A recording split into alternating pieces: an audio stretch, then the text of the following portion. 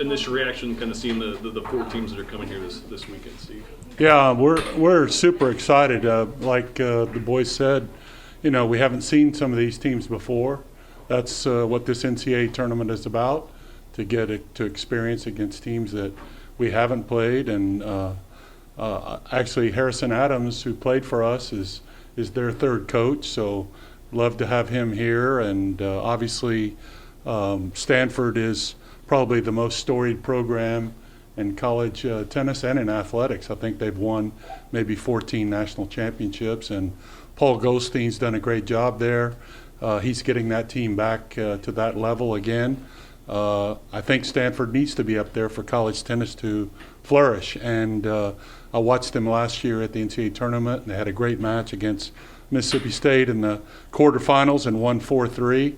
Harrison was on the court helping the young man that won that match for them to propel them, and then they ended up playing in the semifinals last year. And so obviously a very experienced team, a lot of great players, and we're excited about that fact. But, first things first, we need to take care of Wagner and be prepared, because as I said to the guys before, the whole season comes down to now you're in or you're out. It's sudden death at this point, and our guys have to be prepared to play against anybody and not really look ahead. And we've just got to take these the proverbial one match at a time. And I think our guys will do that. We have an experienced team, and I know they're excited to be here these first two rounds in this tournament, and super excited to have all these teams come and join us here. We just had the SEC tournament last week, so we're already in tournament mode, and I expect that we're going to play well this week. What's the message kind of the team as the tournament progresses, or as y'all host these other 4 teams? What's going to be the main message to the guys? Well, take care of the things that you can control, and we can't get ahead of ourselves at all.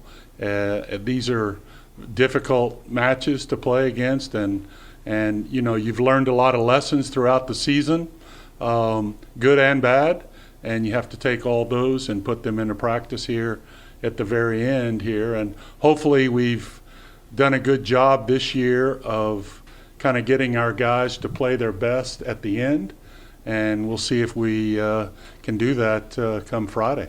What about being the 11th seed? You feel that's appropriate? Maybe you're satisfied, want a little bit more thought? What about 11?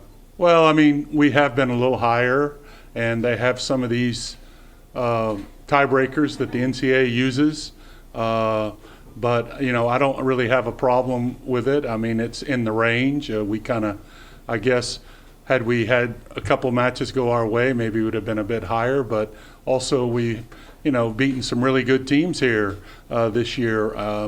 And so this is an exciting time of the year. I always look forward to this because I want to see how our guys can handle the pressure and see if they can come through. And certainly with a large 12th man, atmosphere here like we had, for example, the other night when we played Oklahoma here, we have an atmosphere like that.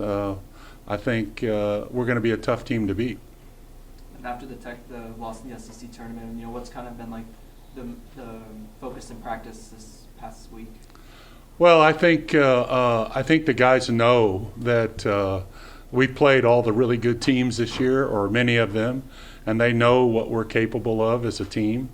They know that we can beat pretty much anyone on any given day, and it's just going to come down to them executing, and should give them a lot of confidence. We've played the best, and we played last year at Wake Forest. We've played Texas several times this year, and I don't think anything is going to overwhelm them at this point in the year, and I feel like that we're battle tested and ready to go. The weather could be a factor this weekend. Are the contingency plans already? I saw that. To my knowledge, we obviously won't have the SEC, forcing us to go to Austin to play. We won't have them kind of having a place to play indoors in Houston, which we almost had to do and ended up having to play, Texas at 10 o'clock in the morning after being done 10:30 the night before.